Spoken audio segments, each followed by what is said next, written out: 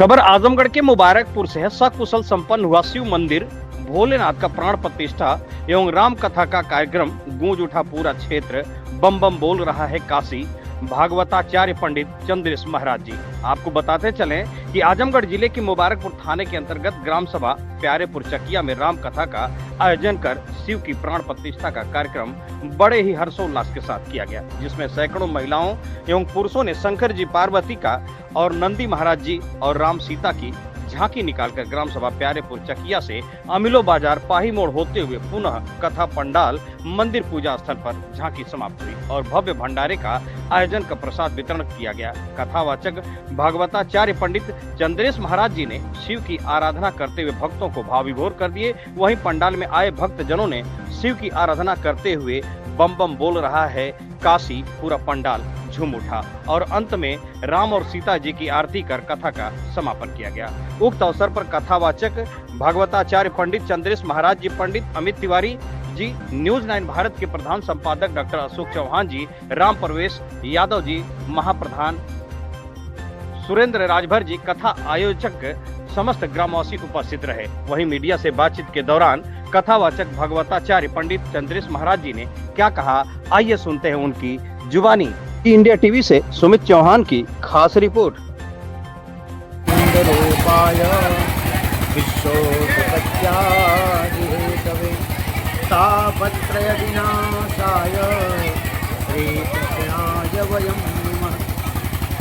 महाराज जी अपना परिचय दीजिएगा। हमारा परिचय, हम आपके जनपद के रहने वाले हैं, अतरौलिया के। हमारा आश्रम है पंचकड़वा आश्रम अतरौलिया में, कंडवा ग्राम में पड़ता है और वही आश्रम में हमारा निवास स्थान है। जी आपका नाम क्या पड़ेगा महाराज जी? पंडित चंद्रेश जी महाराज भागवताचार्य। और राम ये शिव मंदिर प्राण प्रतिष्ठा के अवसर पर यह किस तरह का कार्यक्रम किया गया है, क्या है पूरा बताएं। शिव मंदिर प्राण प्रतिष्ठा का कार्यक्रम समस्त जनमानस के सहयोग से भगवान शिव जी की मूर्ति की प्रतिष्ठा हुई, नंदीश्वर की प्रतिष्ठा हुई, भगवती जगत जननी दुर्गा मैया की प्रतिष्ठा हुई। और इस प्रतिष्ठा कार्यक्रम के अंतर्गत भी कलश यात्रा प्रथम दिन बहुत विशाल संख्या में हमारे भक्तजन इकट्ठा होकर के कलश यात्रा में भाग लेकर के कलश यात्रा किए। और 31 मई से संगीत में श्री राम कथा का प्रवचन चल रहा है और सारे श्रद्धालु समस्त क्षेत्रीय जनमानस आकर के कथा का लाभ ले रहे हैं। इसका उद्देश्य क्या है महाराज जी? कथा का उद्देश्य सिर्फ यही है कि हिंदू जनमानस को जोड़ना, एक करना और जिससे कि हमारे आत्मरक्षा, सुरक्षा और जो सनातन धर्म है उसका प्रचार प्रसार हो सके और सब लोग सनातन धर्म से जुड़ें और अपने राष्ट्र के हित में, अपने देश के हित में कार्य करें। जगत कल्याण में कहाँ तक यह कथा सार्थक है? जगत कल्याण की कथा, देखिए कथा से जीवन की व्यथा दूर हो, कथा व्यथा को ही दूर करने के लिए है जिससे कि समाज में एकता बने। इस कथा से देखिए सब लोग इकट्ठा हुए, ऐसे आयोजन होने चाहिए हर गांव में। आज समापन था, आम जनता को यहाँ क्या कहना चाहेंगे, भक्तजनों को क्या कहना चाहेंगे? भक्तजनों का अपार सहयोग मिल रहा है और इतनी संख्या में श्रद्धालु आकर के कथा सुनने, हजारों की संख्या में श्रद्धालुओं को बहुत बहुत धन्यवाद, बहुत बहुत आभार कि आप लोग कथा में आए और एक सीख लेकर के यहाँ से जाए कथा से। हमारा जो यही उद्देश्य है, धर्म का प्रचार करना और एक सीख लेकर के जाए कि एक रह करके अपने समाज को जोड़ने का कार्य करें, इससे सबका लाभ हो सके, सब लोग सबका उत्थान हो सके, समाज की प्रगति हो सके।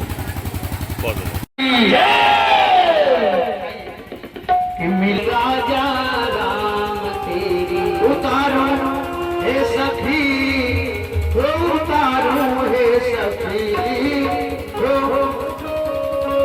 उतारो हे सखी, उतारो हे सखी। रघुनंदन दुल्हा की उतारो हे सखी।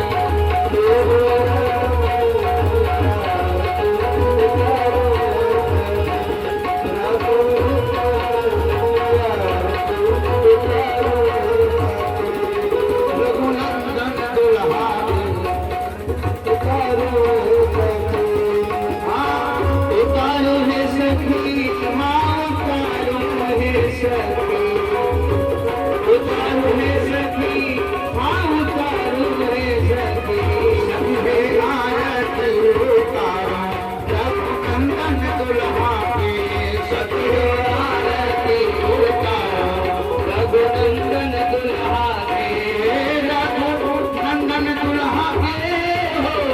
दुल्हन दुल्हा के रघुनंदन दुल्हा के दुल्हन दुल्हा के सखी हो आरती उतारो रघुनंदन दुल्हा के सखी हो आरती उतारो रघुनंदन दुल्हा के सखी हो आरती उतारो रघुनंदन दुल्हा के आरती उतारो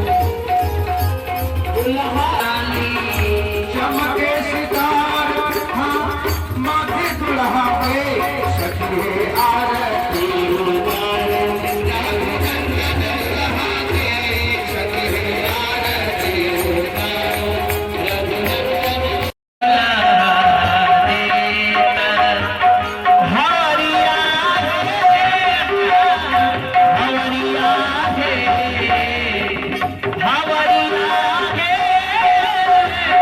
हवरिया चारों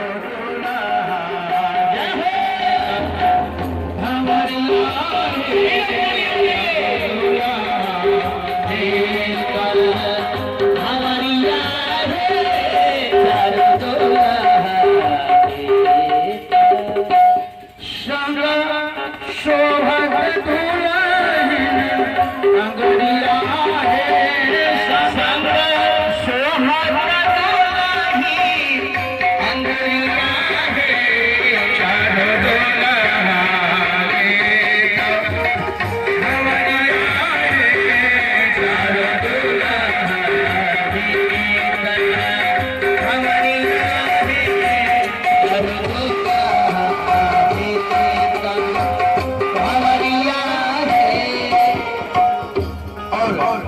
आगे